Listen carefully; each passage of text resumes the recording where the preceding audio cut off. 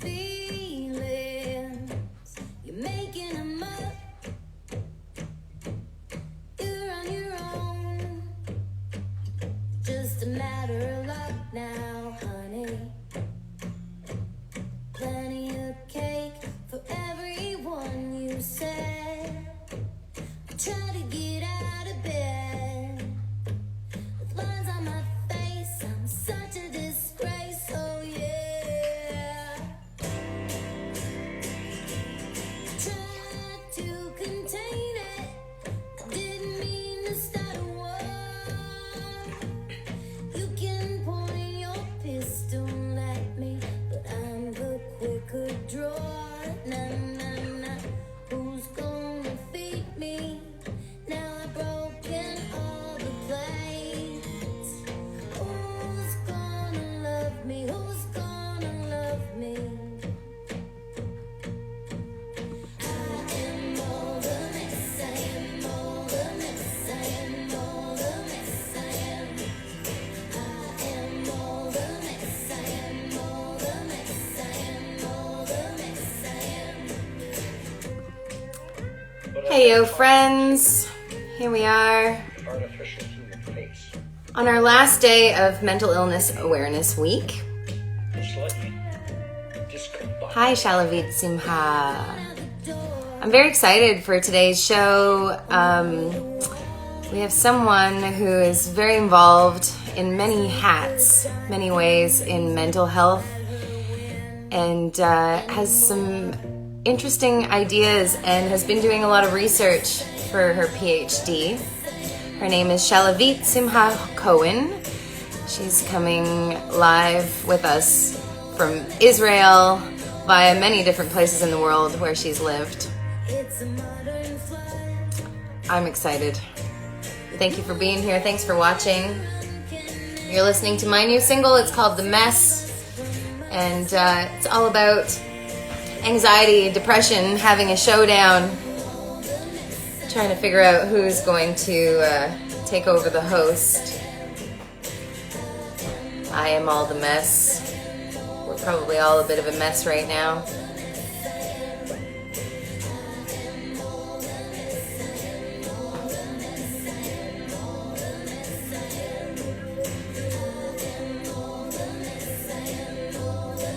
I am all the mess. Thanks for being with us today. I'm going to, without further ado, Shalhavit-Simcha Cohen in. We're going to have a chat. We're going to talk about mental flourishing and other exciting things like Posy Fest, which is the festival that Shalhavit-Simcha has founded and is now online. I'm just gonna hope that this works right now. I think we might be having a little internet hiccup, but that's okay. Let's just hang out and see if it works. These shows are live. You never know. You never know what's gonna happen with a live show, you know? Sometimes we have dogs barking. My dog is not here right now, so there's no worry of him barking. Let me just see if I can try this again. Shalhavit-Simcha.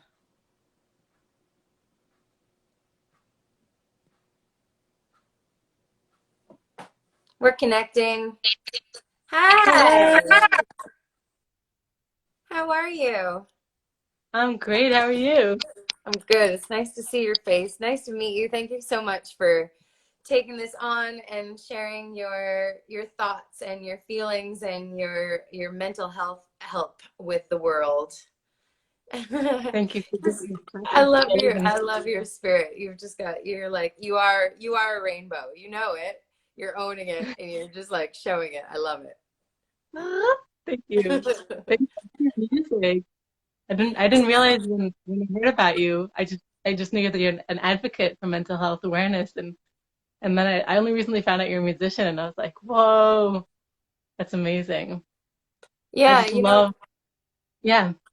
Yeah, lately I've changed the order of things where I used to think that music was at the top and mental health was a tool to help me succeed as a musician. And I had like a marketing chat with a friend of mine who works in advertising, and we had like a long chat, a business chat about who I am and what do I want in my life. And I realized that I had the order wrong, and I had music at the top and I had mental health underneath. And I realized that I'm much happier when mental health is at the top and music is a tool to help the mental health work. And it takes a ton of pressure off of everything because I'm not looking at Spotify numbers anymore. Like, I don't care about that shit as much as I care about people getting access and learning interesting things about themselves and tools for mental health. So once I made that, like, that switch in my brain, I was like, oh, I don't need to worry about all this, stuff that has been taking up my brain anymore. Now I can just like do what I know I'm meant to do. Tell me about what you're meant to do. How did you, tell me who you are. Tell me, give us a lowdown. What's your story, Shalhavit-Simcha? Well, so at PosiFest we actually host a lot of people. So I'm I'm feeling you right now. Like when when you talk to someone, you want to share the light, you want to like make them shine, and like where do you start? So first of all, I just really want to acknowledge you for creating that space for for me to connect with you and to connect with the people who are wherever they are right now and watching. So thank you. And where do I start? Well, I'll start from right now, and then maybe go backwards. Um, Sure. so right now, so yeah, my name is Shalhavit-Simcha. It's actually Hebrew. So I was born in Israel. Um, I spent the past 10 years um, at Harvard University, where I was doing different projects on well-being. Um, and right now I'm working on my PhD. I'm about to finish my PhD in clinical psychology at the University of Edinburgh in Scotland. Uh, but now I'm actually in Israel. I'm visiting my family in lockdown. Um, and so, I was gonna go by the order of things that happened, but I was gonna do it all over the place. So I'm a survivor of anorexia. I used to be a fitness model, and um, and so throughout my recovery, I just went on this very big journey on body positivity, and done a lot of work and exhibits, and things in that direction. Um, but the mental health, the overall mental health and well-being, has kind of always been, it is so normal to want our bodies to go well, right? We have like a health system, we exercise, we eat. It's like the normal thing, and there's not been a lot of attention that I've seen throughout my life to like how to like checking in, um, and seeing how we're doing. So I think even in my childhood, I'm going way back now. I just remember listening very carefully in a funeral. Um, what do people actually say about the person who they're remembering? And Melanie, like they didn't say anything about the car that they had, how many houses they owned. Hmm. They mostly speak about how that person made them feel, how happy that person was. And so my question was like, what do we really value about ourselves, about people? Um, and my professor at Harvard, he called it the ultimate currency. Right? Hmm. Like the ultimate, why do we get so much money? Why do we try to, like, we just want to be well. We want to be in that mindset, the mind state of flourishing and of well-being. And so I got into the field of positive psychology. And that was after growing up in Israel, going to the army, having all the things that happen when you're in the army, and um, going. I went very deep into religion. But that was the beginning of my path in well-being. Found some beautiful things there, and I felt like I really wanted to do more research on how to actually improve community and like personal well-being. And I found this course at Harvard called the Happiness Class, um, and it's basically traditional psychology is looking at mental illness, right? What's not working and how can we fix it? Um, And then the humanistic psychology, slowly transforming into what we call positive, constructive psychology, is looking at, instead of what's not working and how do we fix it, it's looking at what is working really well, what are our virtues and strengths, and how do we enhance those. Um, so it's, instead of trying to figure out how to get from -5 to 0, it's asking how can we get from 0 to +5, right? So it's the study of flourishing, study of human flourishing. And I got really passionate about that. And I loved the course. It was the most popular class at Harvard. And I spent the past 10 years networking with networks, with TV networks, and looking at ways to bring that like really cool research um, to anybody in a fun way. I'm an artist. um, so I kind of looked at video and had really fun experiments, both at Harvard and MIT. It's like fun to make information entertaining. There's some cool ways, and now I'm kind of more in alignment with where you are, Melanie, which is, music. And so for my PhD, I make music videos on mental health, and my goal is, so I study empowerment, and so I study psychological empowerment and social impact, and I work with.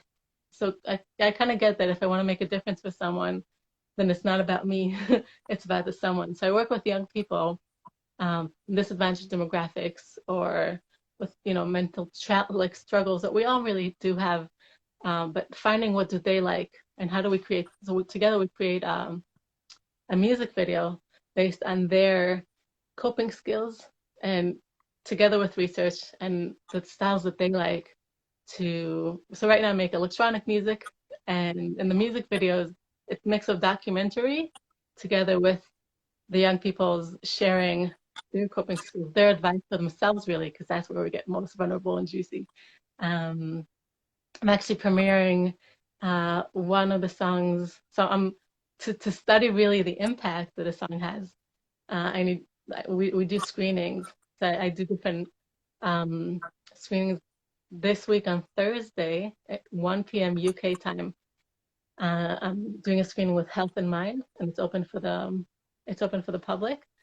So anyone could come. It's going to be on Zoom, and we're going to screen the short film. It's a music video documentary. It's 8 minutes long, and then there'll be Q&A, and the feedback that I'm going to get from the people who watch it is going to basically go into developing my next music video. So it's this process of like developing based on the feedback, and the goal is really to make something that would work for other people to learn tools that are helpful for them. Right, and So you're really including everyone in this whole thing, not only the young people, but people who are watching it, and people, it seems like probably the best way to do, research when it's one-on-one like that, when you're getting direct feedback of what people need. Sorry, someone's trying to call me. That's okay. It's live. We're wild. Yeah. How do you find it's impacted your life to, like you said, you had a life kind of in front of the public, in front of the screen, if you will, and how do you find your personal mental health has changed since you've taken a backseat and started lifting other people up? I guess I'll give you the juicy answer. Sure. How does it impact me? We're all about honesty here. Yeah. I will tell you about Ponzi Fest though, because we will get there. But the last music video that I did is called. So my supervisor, who's the head of the Health and Social Science Department school at the University of Edinburgh, he likes very like practical psychology, and he's like, Shalvi, positive. So positive doesn't mean always happy; it means constructive. He's like, you can't just do something always positive. It's like, okay, I'll make a music video about the importance of normalization of negative emotions, right? The importance of negative emotions and or allowing yourself to be human, really. And so the name of the music video is called "Is It Okay to Have a Bad Day?" I'm not really saying things. I'm actually asking people. So the whole song is questions. The goal is really to make the viewer be part of it and not just telling them, right? People don't really listen when you tell them. If you ask them for their opinions, they actually engage. So in the music video, in the documentary music video, I ask people what's their advice to themselves when they're having a bad day. And I added, um, and then I added footage of themselves kind of showing me what they do for themselves. And I just, just to make it more juicy, I found some footage of myself crying. And I was like, oh, great, I'll put that in the video. And as I'm editing the video, Melanie, I'm like scrolling and I see that like my mouth is moving. And I'm like, what is she saying? So I click on it and I hear myself. And that a video that I took of myself a year and a half ago. I was visiting my fiance at the time at the mental health department. He was really, really unwell. And I was crying and I'm whispering. All he says is, I don't know. Because that's all he could tell me because he had electric shocks in his head. And what I didn't know at the time was that he was lying to me for a very long time because of the electric shocks. He didn't remember who I am. Um, and so I just remember that it was a very traumatic time. It was the love of my life. Um, and it was, I don't even want to go into how I felt back then. Um, but it was so unbearable, that experience, and so surreal that I didn't allow myself to feel it completely then. Like I just reached out to all my friends and told them like I don't like I was so broken that I asked my friends to remind me who I am. Um anyway, so I'm editing the video and suddenly I hit that thing and I'm realizing that it's a part from back then. But now that I see myself amongst all those other people that are talking about themselves and how do they deal with a bad day, and then there's me and I'm suddenly one of everybody. I just got this unexpected, this is a year and a half later, I just got this unexpected wave of like self-compassion. And I was like, yeah, it's okay to have a bad day. And like a year and a half later, Melanie, like I allowed myself to cry. Um, like like it was suddenly okay for me. I was like one of those people who was having a bad day and it was okay. Um, and so that was very unexpected. Like I was like, oh, I'm here to help other people. I'm here to like help, Right. find other people's advice. And suddenly I was like, it allowed me to suddenly be part of all those amazing people. I was just like another person so that was very mind blowing for me. And um, I think, filmmakers are really creators. Like we start creating something and we don't know what it's gonna, how it's gonna impact us. Like besides knowing that they're making a difference for others, there's a big, you know, like that whole process is just allows you to see yourself in a different light. Mm. Um, so it's very therapeutic. Yeah. Actually, it's very unexpected. I find the Um, same thing sometimes with music where I'll like write a song that I don't really know what it's about. And it kind of like it comes out as it is. And then later on, something happens.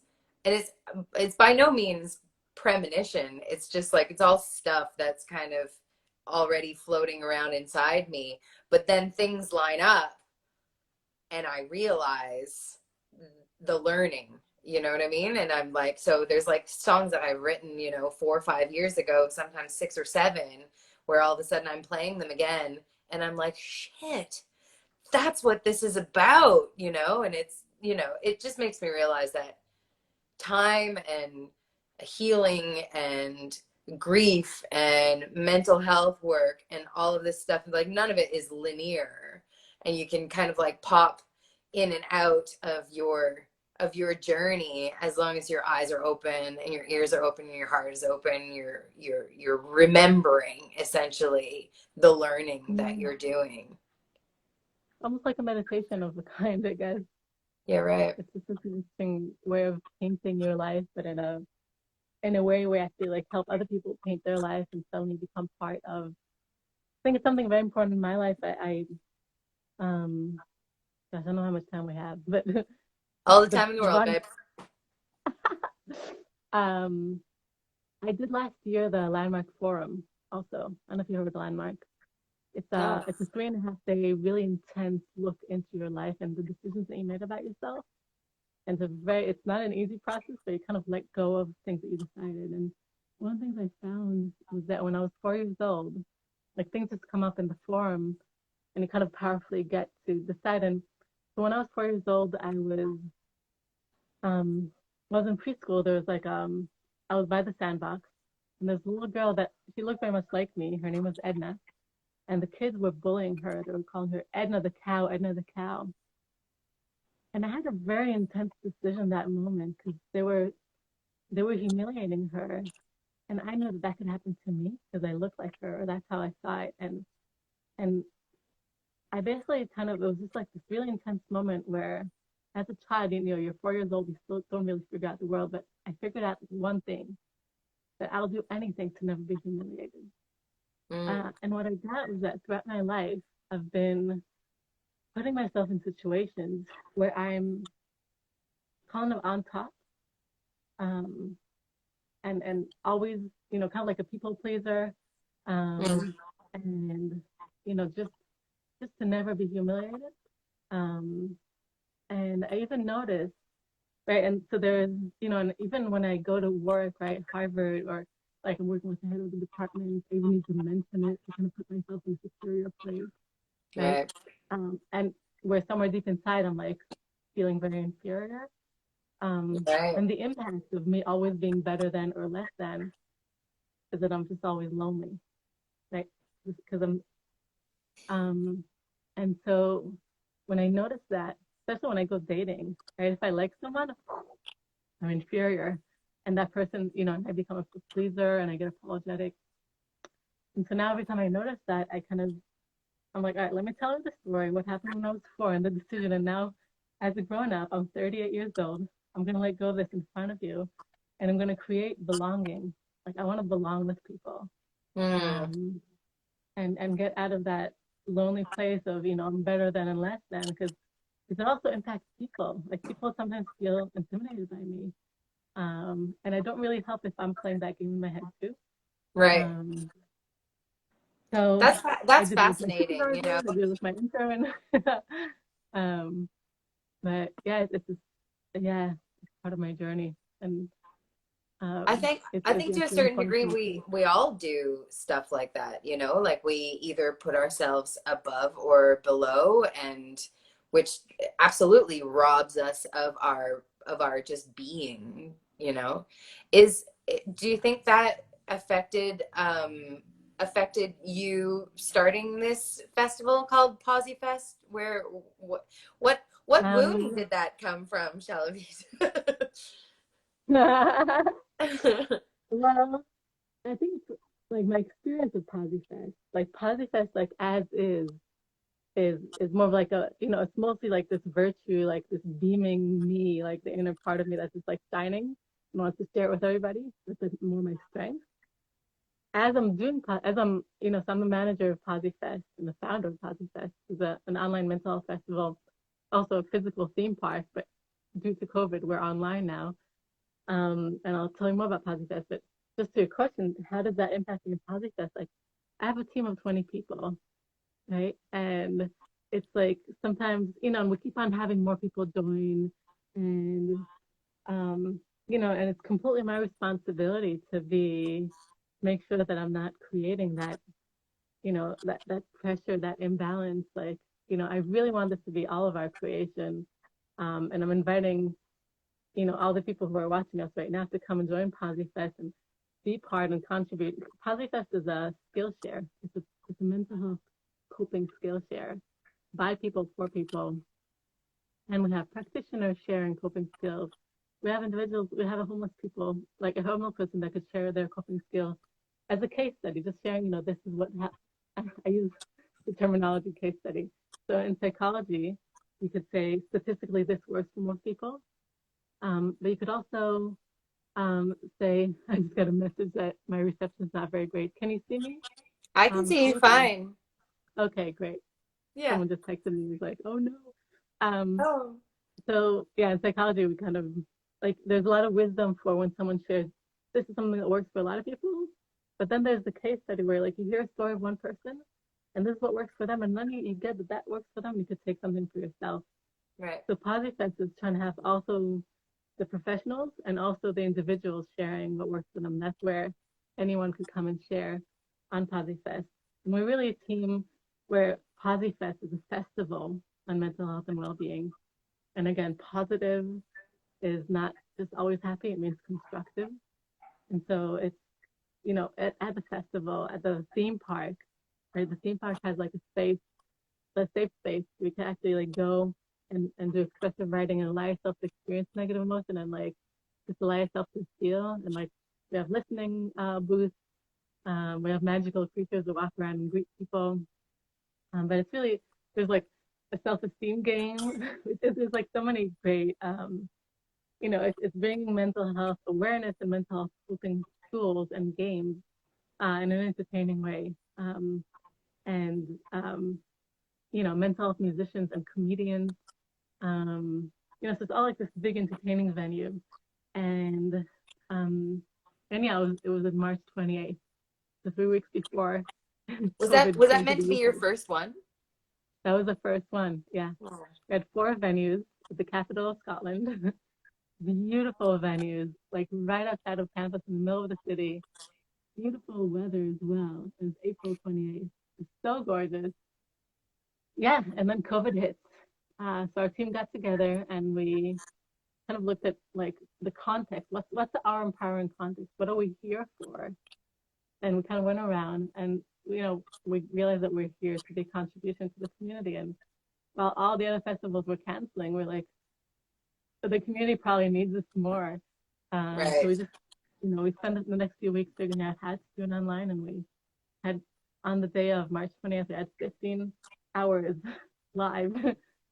We had the poet from India didn't have to fly over. She just, she was live from there. And the musician from Los Angeles was, um, and we had a sex educator, and we had art therapy, and we had like um, different aspects of your mental health, all kind of throughout the day. Um, and I should just keep on the story. We had 11,000 views on the day of. I could just keep on talking about positives. So Please yeah, I just do. had to. And it's Right? all free, right? This is not something Yeah, that it's people so have to free. sign up for, pay for. This is just anybody in any part of the world with internet access and a Facebook account can get on, right? Yeah, yeah, yeah. All you have to do is just go.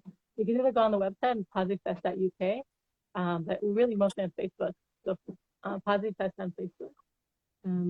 Every night at 7 p.m., one of us goes live and either interviews someone or shares on their own in the field of mental health and coping skills. Sometimes we just like, we have people that write to us that say that, they learned how to talk about their emotions more. Um, and, sometimes it's just that. Sometimes it's hear like an interview with a magician. We had Chris Pitt, who's one of the best um, magicians in the UK, but he brings really how important it is to interact with the audience and like what is magic? Like how do we create our future that we live into? Right, our imagination is what we live into. So really, like all these different, you know, creative ways that we could all share. Sometimes you have some entertainer, and sometimes you have a person just sharing what works for them. And we're always looking for more people. Um, at this point we have on Tuesdays we have Edu from the Gambia, and he's such a stand for African men who talk about mental health and bring positive to the Gambia um, after COVID. And we're collaborating with Impact Festivals in Vancouver. Um, we have an orphanage in Nepal that comes on Sundays, and we do like different physical exercises that are connected with like how we are to each other. And so this is like a lot of different programs, and we're always looking for more people. We had To this Fatima contribute. join us from Morocco, and she's amazing, and Giselle from Kurdistan, and you just get to hear from all those people and learn. And ideally, we're also looking to have people join us and share what works for them. And we're looking at also creating more workshops, and so people could join us live as well, not just watch us and comment, but actually join us in the Zoom if they want to. And we're Right. looking at ways to make that the festival that we want to have more festival-y. Like at this Right. point, we have a lot of really great interviews and shares, and we're asking questions. and we communicate with the participants, and we're still looking at creating more that interactiveness. So we just, And you're really it's still in motion. you're really creating a whole global community from this, which is amazing, and maybe is like a positive from the COVID situation. I mean, like you can only fit so many people in a venue. You can only get so many, you know, people in one space at one time. And if you're selling tickets or not, whatever the case may be. But this is amazing that you've got people all around the world, and that you're not just talking about like, you know, that wash of stay positive all the time, you know, but like positive meaning owning whatever it is that you're feeling and moving through those things to get to a better place for yourself. Your listening is amazing.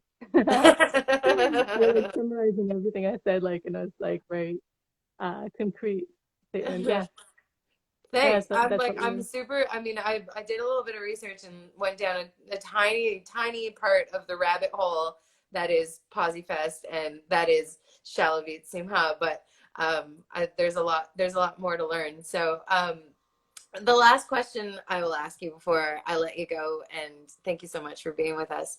Um, you know, It is running 1 a, a.m. pardon me. here. Uh, yeah, I'm just saying it's 1 a.m. here. It's kind of exotic to be I up at 1 a.m. underneath Yeah, you. I'm I thank you. I thank you so much. So running a festival and, you know, managing all these people and doing all this stuff, how do you keep your own mind healthy? Mm. How do I keep my own mind healthy? So the buddy system really works for me. Like as um like humans, we are social creatures. And I think modern world, like we have our own phones, our own laptop, our own room. Um, we're kind of used to this like just us. And so having someone to check in with and to be accountable to makes a real difference. Um, so it's hard to kind of take responsibility on your own. It really helps when you have like someone and you make like commitments. Or if you had like I teach I help teach a course at the University of Edinburgh, and we said we're accountable for your well-being. So I put the students in teams and they have to check in with each other every week. Um, and it's just like doing a listening exercise, but really just being there for someone else. I personally have a few people that like I'm accountable to and they're accountable to me. So there are a lot of really like there are a lot of tools that I could share with you, but like having an accountability system, like someone that really helps me. Like someone to check in with um is yeah, is golden. I don't think I could do most of what I did by myself.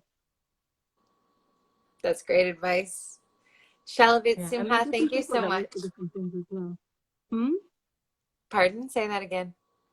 Oh, I'm saying like, when you reach out for social support, like, that, like the coworker versus friend versus family, and they Mm, could all work for different things, but creating those partnerships um really, really works for me. yeah. Just being really intentional. I like that too. I've got a few friends that, you know that I dip up and down, and you know, whether it's just like a safe word that you can text to someone, you know, of whatever it is you decide, and or, you know, just like just text me, you know, I might not let you know exactly what's going on with me, but just having that someone that knows that, like, there's no judgment. Even if you're down, even if you don't feel like talking, I will just check in on you anyway. And I feel like being seen is really important for everyone.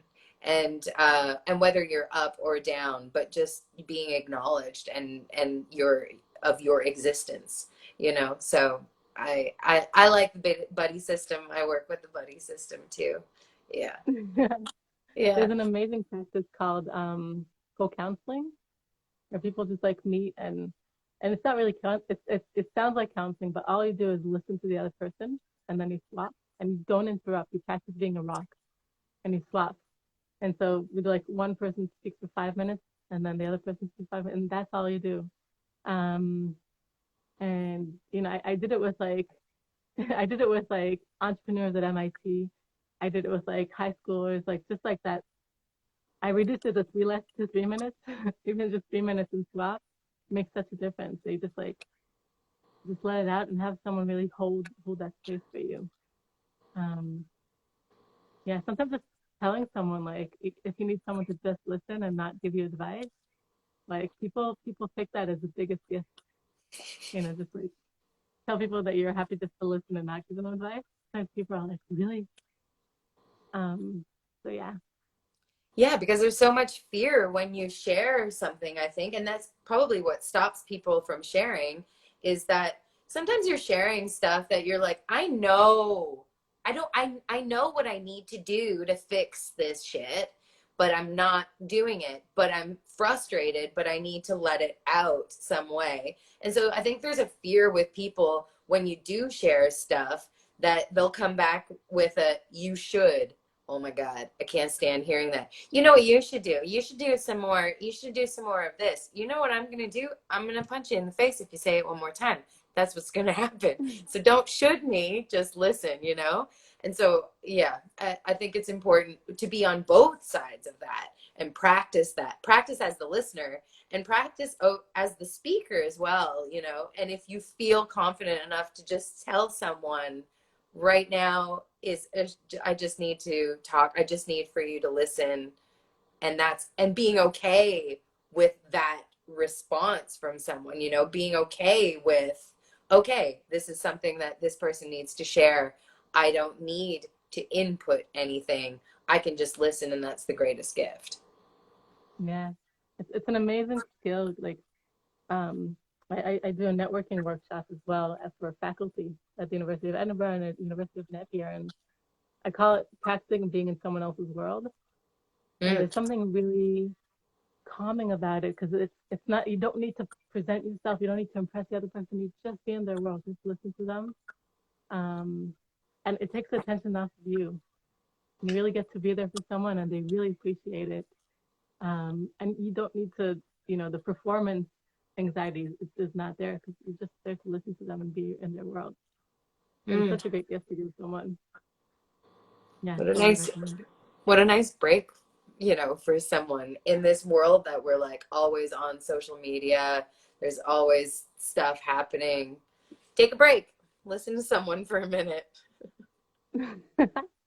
Yeah, Uh, it's a great gift. And Shalhavit thank you for Simcha, just doing that with me.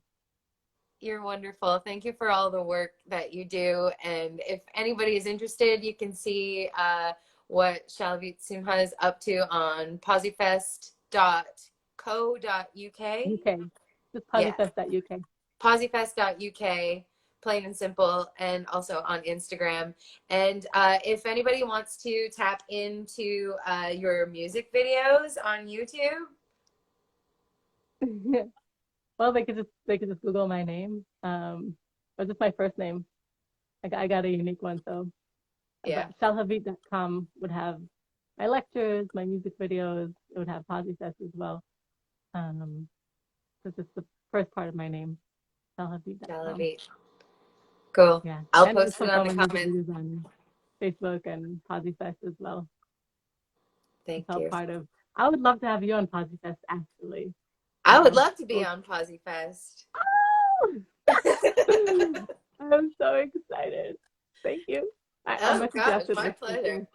It'll be Thanks so much for amazing. being with us. Thanks so much for sharing your thoughts and your views and your thanks for creating a community to help lighten the load of everything and just help everybody be more human, be more real, and just tap Mm, into that stuff and swim in it in a healthy yeah. way. Thanks for being a Thank you. rainbow Have in a the great world. day. Thank you so much. All right, Shalavit. Nice to meet you. Ciao. Nice to meet you too. I'll talk to you soon. All right, Bye. sounds good. Thanks. I'm gonna let Shalhavit-Simcha Cohen go.